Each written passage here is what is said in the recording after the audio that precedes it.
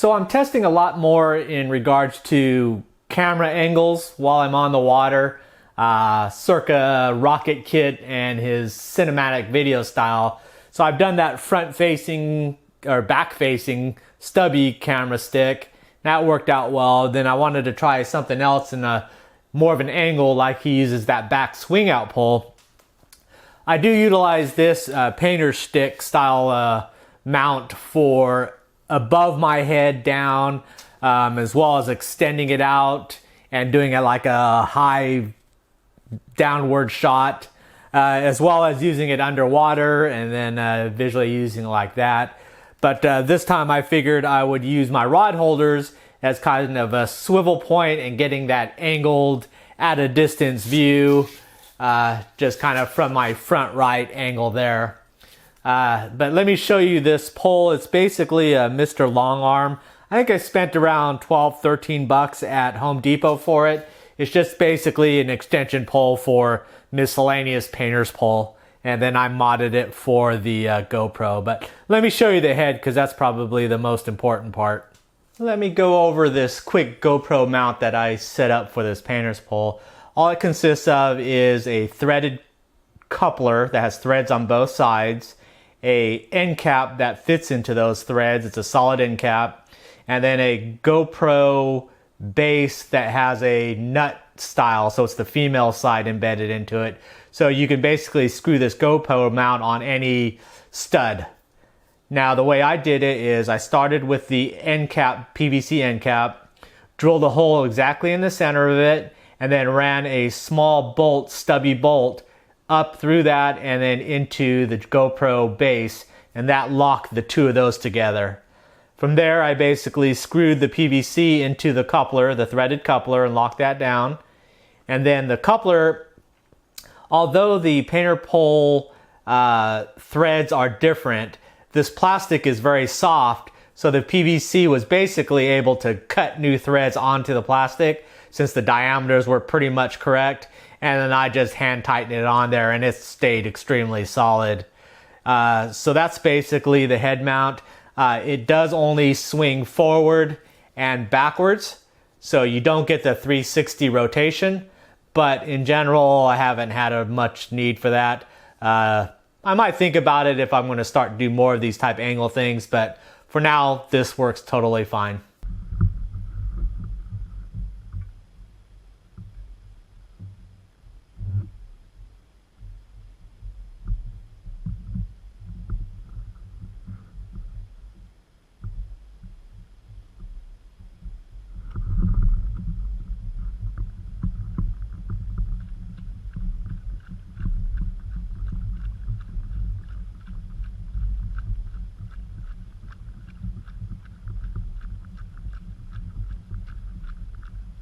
Little change that I did on this last rebuild that I did on this Shimano Torium 16 was that I readjusted the handle and have gone to the setting for more torque, less speed on the reel. So as you can see, there's a rectangular slot here. There's also a rectangular slot similar that the nut is covering right now because that's where it's installed on. So right now it gives a long handle length, which means I have a lot more torque as I'm reeling in. With more torque though, that means I have less speed. So as I've been targeting these larger amberjacks, I was figuring that I'm not having a problem getting the hook up as I'm vertical jigging. So torque and being able to crank that reel down, especially when I've got full drag, is going to be a little bit more of a beneficial. So I moved it from this hole to that hole.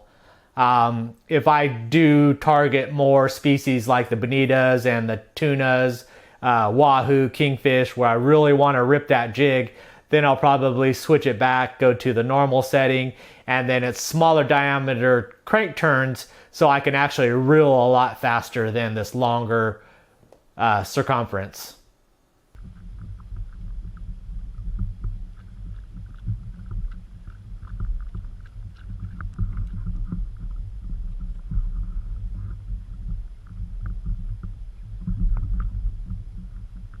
One of the main things that I noticed on this video was the rod bend.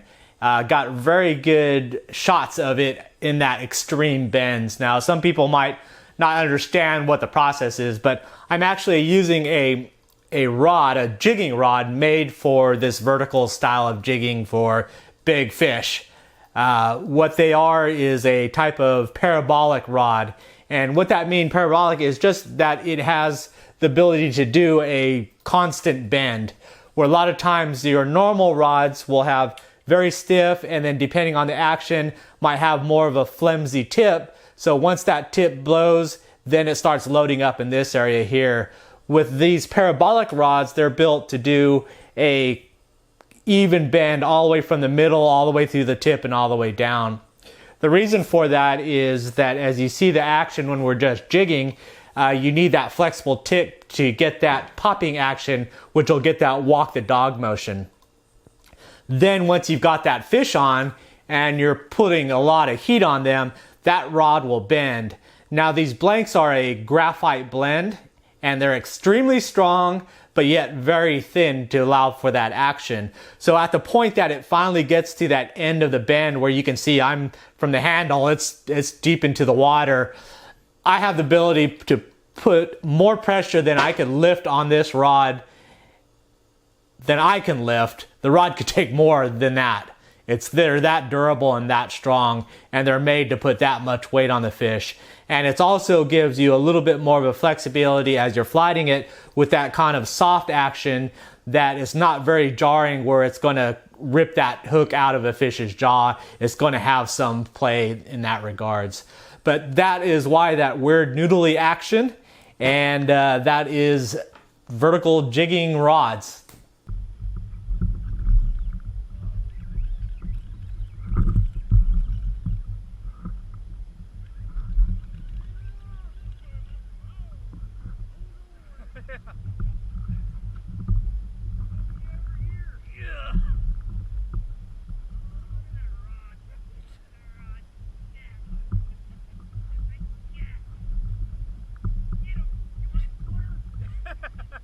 Gatorade for this one.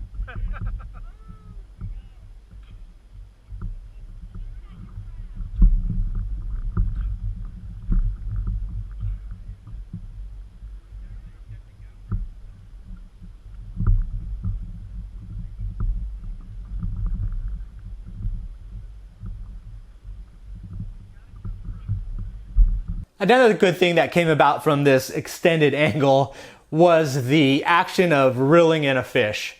This will benefit a lot of people that have not really done a lot of fishing, or especially boat fishing, where you're pulling up a fish from the depth. And what that is the old lift and wind. Lift and wind. That action is very important. What the process is that you have your stagnant, your lateral, you're fighting the fish, it's wanting to go down, you're wanting it to come up. You finally get to the point where you could bring your rod tip up. Once you got it to that upward position, you don't want to go too high of an angle where that tip might break off, which they call high sticking, but to a nice comfortable up position.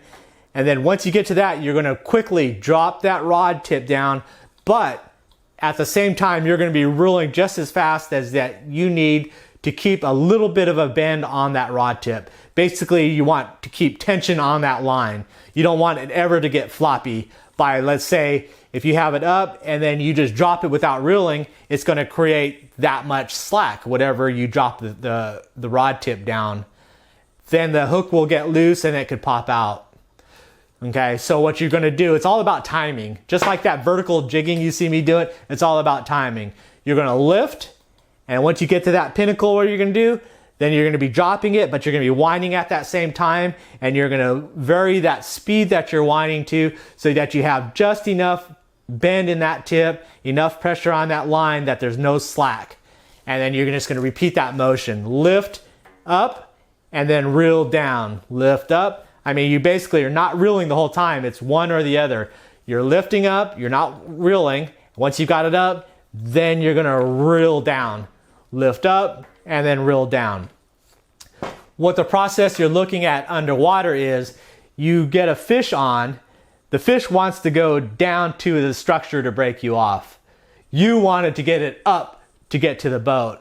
Okay, so it's a seesaw battle, and that's why a lot of times you'll hear me as I'm fighting the fish, get the head up, or get it up, keep it up. And what I'm meaning by that is once you get that fish pointed in an upwards direction, you're winning. And then you do the pump and wind, and then it wants to still go down, but you're not letting it drop its head, and it's a lot easier to reel that fish in. Okay.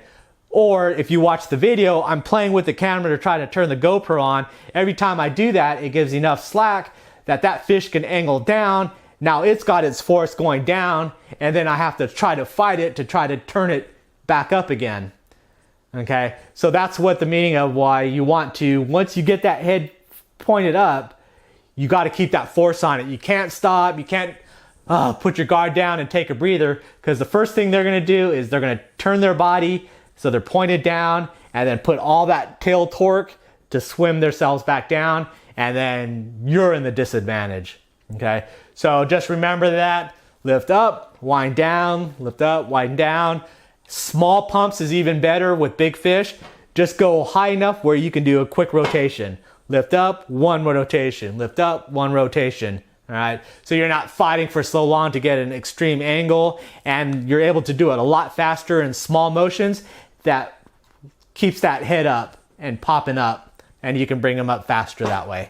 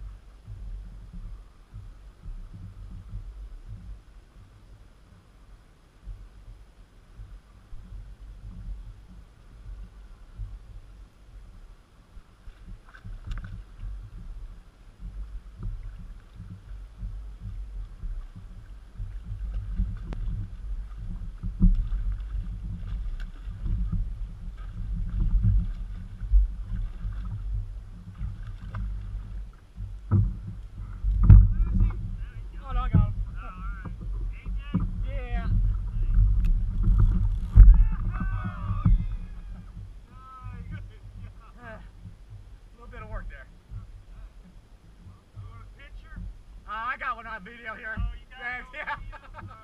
I gotta be all self-sufficient out here.